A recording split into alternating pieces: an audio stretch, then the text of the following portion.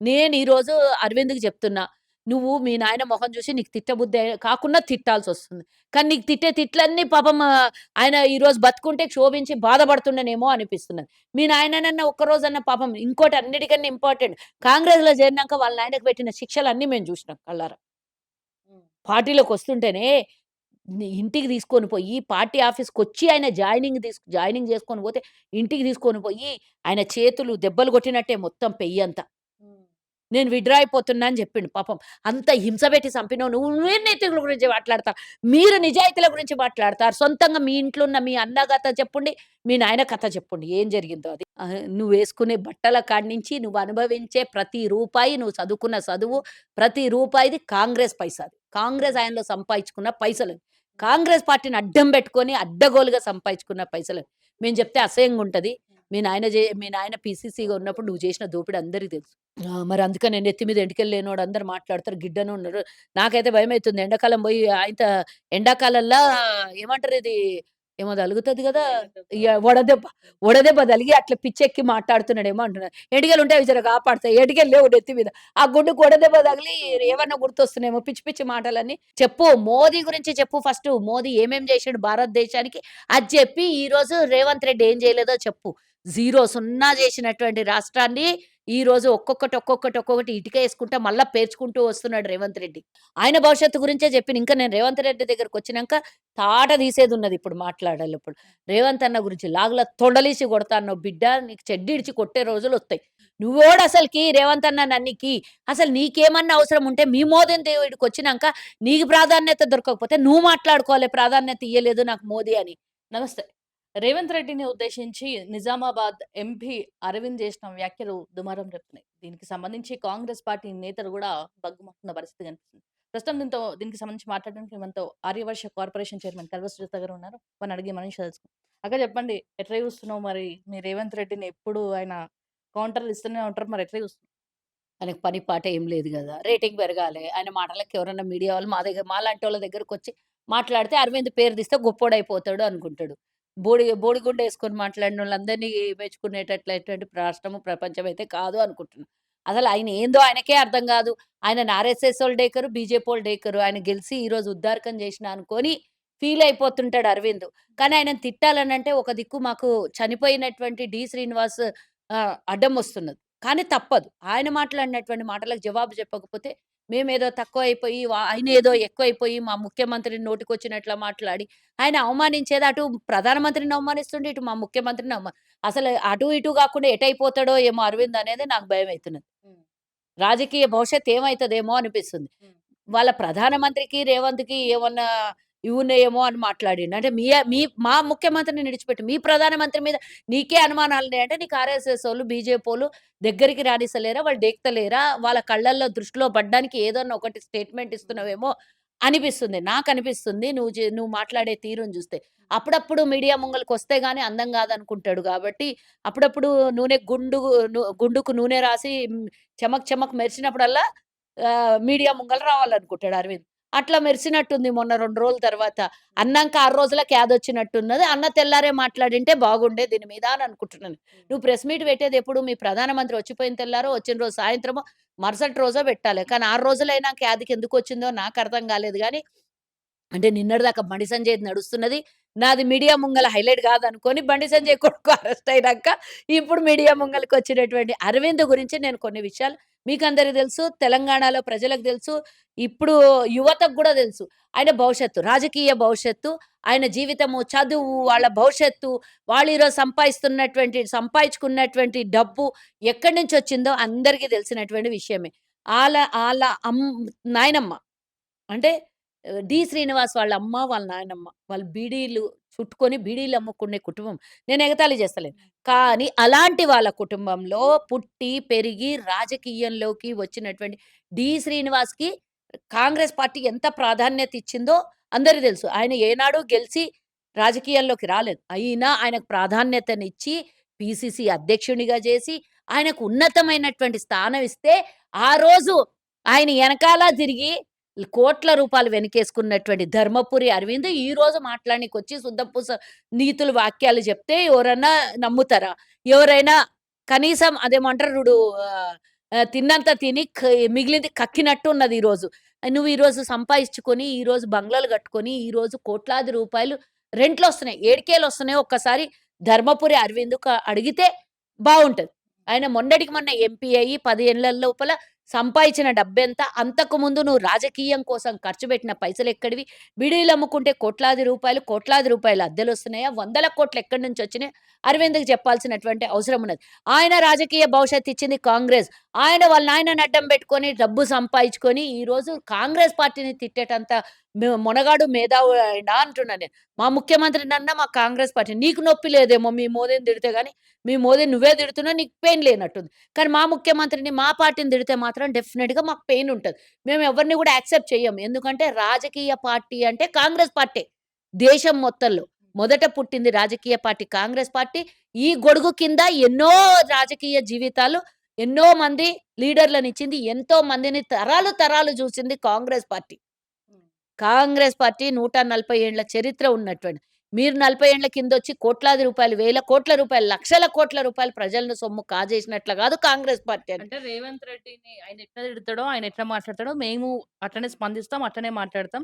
అందుకే రాగుల నేను చెప్తా తొండలీడ్చి అదే చెప్తా. ఇంకా రేవంత్ అన్న వదిలేస్తామని దగ్గర చెప్పి రాలేదు. చెప్తున్నా. ఆయన భవిష్యత్తు గురించే చెప్పిన. ఇంకా నేను రేవంత్ రెడ్డి దగ్గరకొచ్చినంక తాట తీసేదున్నది ఇప్పుడు మాట్లాడాలిప్పుడు. రేవంత్ అన్న గురించి లాగుల తొండలీసి కొడతా అన్నావు బిడ్డ నీకు చెడ్డీడిచి కొట్టే రోజులొత్తయి. చ మరి జనాలు నువ్వు అన్నావు గదా! లాగు ఇడిచి ఉరికిపోతావన్నావు రేవంత్ అన్న. నేను అనొద్దు ఆ మాట. కానీ నువ్వు మా ముఖ్యమంత్రిని అన్నప్పుడు మేమెందుకు ఇడుస్తాం నిన్ను? నువ్వెవడసలకి రేవంత్ అన్న నన్నికి? అసలు నీకేమన్నా అవసరం ఉంటే మీ మోదీని ఈడికొచ్చినంక నీకు ప్రాధాన్యత దొరకకపోతే నువ్వు మాట్లాడుకోవాలి ప్రాధాన్యత ఇయ్యలేదు నాకు మోదీ అని. ఎందుకంటే ఏదో మీ అందరి మధ్యలో ముసలం నడుస్తుంది. మీ పార్టీల రకరకాల గ్రూపులున్నాయి. ఆ గ్రూపువన్నీ ఆ ప్రెస్టేషన్ అంతా మా రేవంత్ రెడ్డి మీదేసి, మా రేవంత్ అన్నని తిట్టాలని నువ్వు ఏదో కంకణం కట్టుకొని ఆయనని తిడితే హైలైట్ రేవంత్ అన్నని తిడితే హైలైట్ అయిపోతాం. మేము 10 మంది మాట్లాడతాం గదా! మీరు 10 మందొచ్చి మా ముంగల మైకులు పెడతారు. మైకులు పెడితే అరవింద్, అరవింద్, అరవింద్ అని మాట్లాడితే ఇగ ఆయనకు ఆ రోజు నిద్రపోతాడు. సల్లగా నిద్రపోతాడు ఏసేసుకొని. ఎందుకంటే కాంగ్రెస్ ఆయన సంపాదించిన పైసా మస్తుంది గదా! బీఫార్మ్‌లు ఇచ్చినప్పుడు అందరూ చెప్పిర్రు. మస్తు మంది చెప్పిర్రు. బీఫార్మ్‌లు వాళ్ళ నాయన బీఫార్మ్‌లు ఇచ్చే స్థాయిలో పీసీసీ అధ్యక్షుడిగా ఉండే గదా! ప్రతి బీఫార్మ్‌కి ఎంత దొబ్బిండో అందరికి తెలుసు. చాలా మంది చెప్తారు పెద్ద మనుషులందరూ. ఈయన్నే ముంగలుండి బీఫార్మ్‌లు ఎనకాలకెళ్ళి పైసలు వాళ్ళ నాయన ముంగల బీఫార్మ్‌లు ఇస్తే ఎనకాలకెళ్ళి పైసలు దొబ్బిండని. అందరూ బోలెడంత మంది చెప్తారు. మరి అట్లా కూడబెట్టుకున్న పైసలే బోలెడంత ఉన్నాయి గదా! ఈరోజు కోట్ల రూపాయలు. మేముండే లైన్‌లోనే ఉంటాడు. మా ఇంటి దగ్గరనే ఉంటాడు. డి. శ్రీనివాస్ వాళ్ళ ఇల్లు మా ఇంటి దగ్గరనే ఉంది. అవన్నీ గూడా బీడీలమ్మి సంపాదించిన పైసలైతే గావు గదా! పోనీ నీకొచ్చే జీతంతోని కోట్ల రూపాయల కిరాయిలైతే రావు గదా ఇప్పుడు. సరే నువ్వయితే బీజేపీలోనన్నా రాజకీయాల్లోకొచ్చినంక బీజేపీలోనన్నా సంపాదించుండాలె. అటు కాంగ్రెస్‌లోన్నా కలిపి 2 జాగాల సంపాదించుంటేనే కోట్ల రూపాయలు ఆదాయం వస్తున్నది నీకు.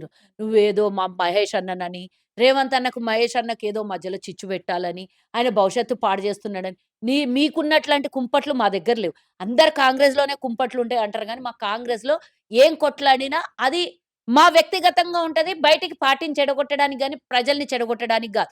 కానీ మీ పార్టీలో గ్రూపులు మొదలయ్యి ఆయన్నే అంటాడు బండి సంజయ్ మొన్నొచ్చి. నా మీద కక్ష కట్టిర్రు, నా మీద పగ పెంచుకున్నారు అంటే అదంతా నేను బీజేపోళ్ళ మీదనే అనుకుంటున్నా నేను. అదంతా బీజేపోలే ఉండొచ్చు. మీ మీద పగ సాధించుకునేటోళ్ళంతా. మీరు ఒక్కళ్ళకొక్కళ్ళు గ్రూప్ రాజకీయాలు చేసి, ఒక్కళ్ళకొక్కళ్ళు లోపల కొట్టుకొని సస్తారు.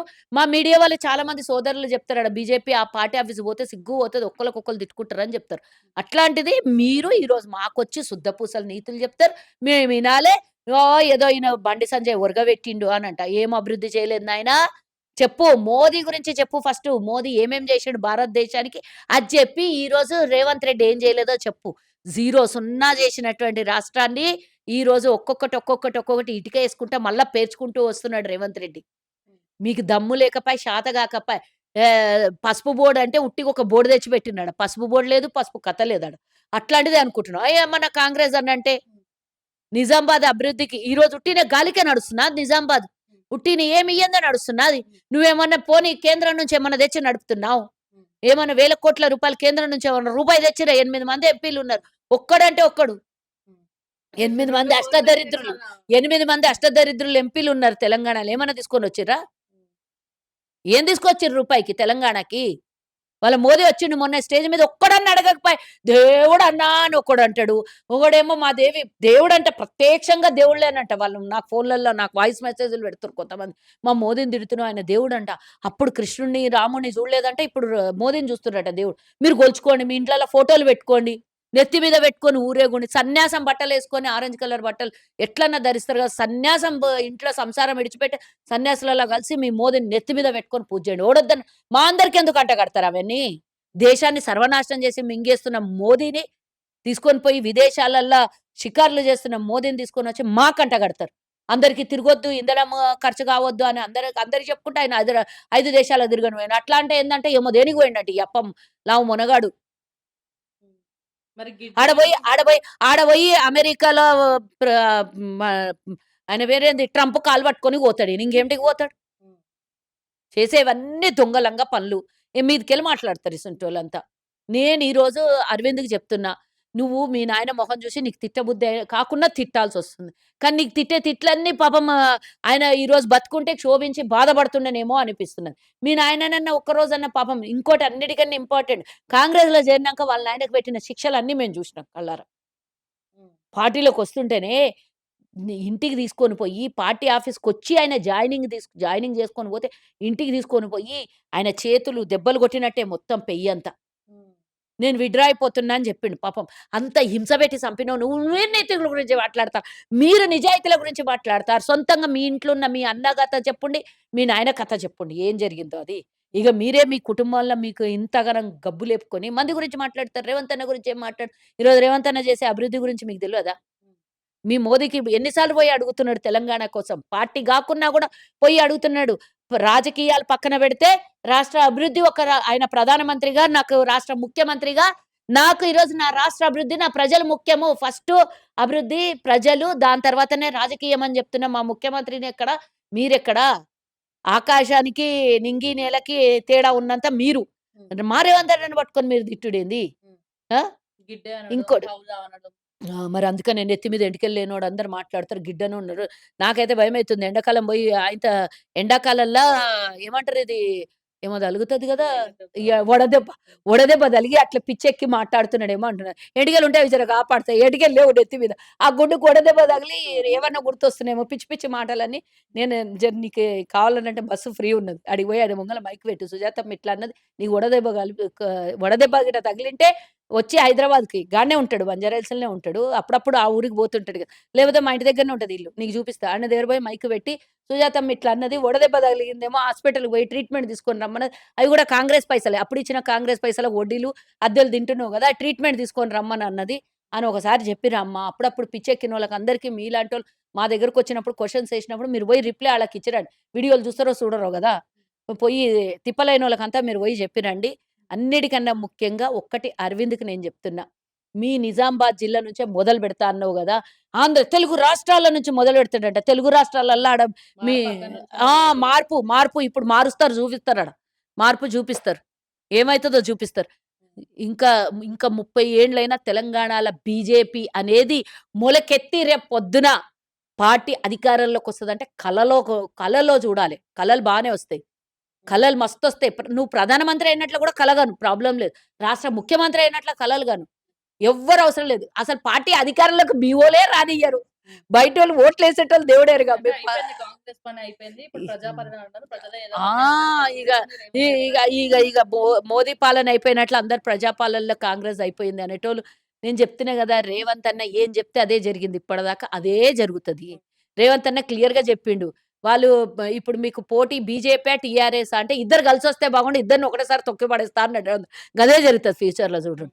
అదే జరుగుతది. ఆయన ఓవర్ 8 కాన్ఫిడెన్స్ 3 మందొచ్చిర్రు. సార్లు సీఎం అయితా అనేసి అంటున్నారు 3 ముచ్చటగా. సార్లు అనలే రేవంత్ అన్న. అది మర్చిపోయిండేమో. హ్మ్. వడదెబ్బ కొట్టి సగం గుర్తున్నట్టున్నాయి. నేను చెప్తున్నా రెండే సార్లు అన్నాడు. 2029లో అయితా 34లో నాకిస్తే గూడా నేను 100% మెజారిటీ వస్తే గూడా వేరోళ్ళకి అప్పవిచ్చి నేను కేంద్రంకెళ్ళిపోతా అని చెప్పిండు. మర్చిపోయినట్టున్నాడు. మర్చిపోయిండు గాదు. జ్ఞాపక శక్తి తక్కువైతుంటది. వడదెబ్బకు చీకటి కళ్ళు బయర్లు గమ్మిపోతాయి గదా! అట్లా బయలు గమ్మిపోయినట్టున్నయి. అయితే వీలైతే కొంచెం నిమ్మరసం తాగమను. లేదా వడదెబ్బ కొడితే అప్పుడప్పుడు ఏసీలేసుకొని పడుకోమని, రెస్ట్ తీసుకోమను. పాత జ్ఞాపకాలన్నొస్తాయి. నువ్వేసుకునే బట్టల కాడ్నించి, నువ్వు అనుభవించే ప్రతి రూపాయి, నువ్వు చదువుకున్న చదువు, ప్రతి రూపాయిది కాంగ్రెస్ పైసాది. కాంగ్రెస్ హ్మ్. హయాంలో సంపాదించుకున్న పైసలవి. కాంగ్రెస్ పార్టీని అడ్డం పెట్టుకొని అడ్డగోలుగా సంపాదించుకున్న పైసలవి. మేము చెప్తే అసహ్యంగుంటది. మీ నాయన పీసీసీగా ఉన్నప్పుడు నువ్వు చేసిన దోపిడి అందరికి తెలుసు. హ్మ్. అప్పుడే ఏషాలేసినా అంటే ఇప్పుడు ఎన్ని ఏషాలేస్తావో ఇక అర్థమైంది. చెడ్డీలేసుకున్నప్పుడే ఏషాలేసినావు. ఇక ప్యాంట్‌లేసుకున్నప్పుడు ఎన్ని ఏషాలేస్తావు. కానీ అప్పుడు చెడ్డీలేసుకున్నప్పుడు ఏషాలేసి ఇప్పుడు చెడ్డీ గ్యాంగ్‌లో చేరిండు.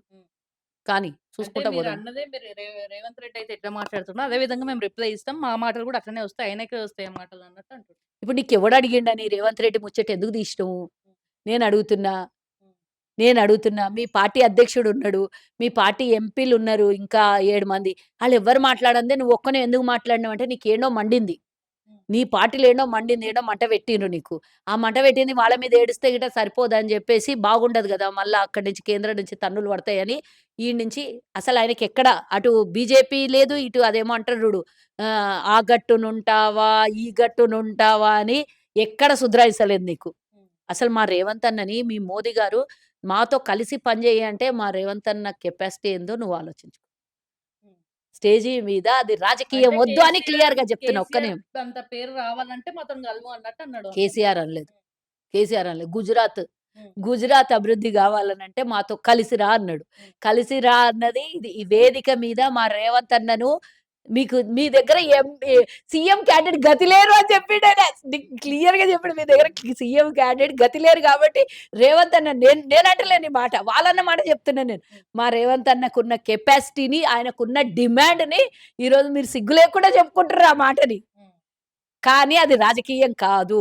పని జెయ్యి అనంటే, సరే మా దాంట్లోకొస్తే కలిసి పని చేద్దామన్న మీ ప్రధానమంత్రినే నువ్వే తిడుతున్నావు. హ్మ్. నువ్వే తిడుతున్నావు. కాబట్టి నేనేమంటున్నా, మా రేవంత్ అన్న కెపాసిటీ రాష్ట్రాల్లో గాదు, సౌత్ రాష్ట్రాలలో గాదు, దేశంలో అందరూ చూస్తున్నారు. కాబట్టి మీ ప్రధానమంత్రే పొగిడిపోయేటంత స్థాయికొచ్చింది మా రేవంత్ అన్నది అనేది అది గుర్తుంచుకో అరవింద్. నాకన్నిటికన్నా అనిపిస్తున్నదేందంటే, దివాళెక్కిన క్యాండిడేట్‌లున్నారేమో వీళ్ళ దగ్గర. కాబట్టి రేవంత్ అన్నని పిలుచుకుంటున్నాడు అని అంటుండు. మళ్ళోసారి అధికారంలోకొస్తే మేమే వస్తాము అంటుండు. ఏమన్నా రేవంత్ అన్న వచ్చి అధికారంలోకి తేవాలని మీరు కలలు కంటుర్రేమో అని నాకనిపిస్తుంది. ఆ కలలు కలల్లాగానే ఉంటాయి. మీరు ఖతమైపోతారు. ఆ 8 మంది గూడా గుండు సున్నా వచ్చే పరిస్థితికొస్తది. 8 మంది ఎమ్మెల్యేలు, 8 మంది ఎంపీలు అని నేను చెప్తున్నా. ఇది గుర్తుంచుకో. మళ్ళా నీకు 2028లో ఎలక్షన్‌లొచ్చినా, 29లో ఎలక్షన్‌లొచ్చినా ఈ క్లిప్పింగ్ మళ్ళా నీకు అవసరం వస్తది. ఎందుకంటే గ్యాస్ ధర పెరిగినప్పుడు నేనొకసారి డైలాగ్ కొట్టింటి గూడా. దేవుడన్నా, దేవుడన్నా అని. ఇప్పుడు మళ్ళా గ్యాస్ పెరిగింది. ఈరోజు పొద్దున్నుంచి అందరూ అది పెడుతున్నారు పొద్దున్న. మళ్ళా నీకిది రిపీట్‌గా అవసరం వస్తది 29లో. ఇది అరవింద్‌ది, రేవంత్ అన్నది కలిసి పెట్టడానికి వాళ్ళ మోదీ మాట్లాడింది, అరవింద్ మాట్లాడింది, నేను మాట్లాడింది. 3 కలిసి పెట్టడానికి మీకు క్లిప్పింగ్ అవసరం వస్తది. 29లో పెట్టుకోండి.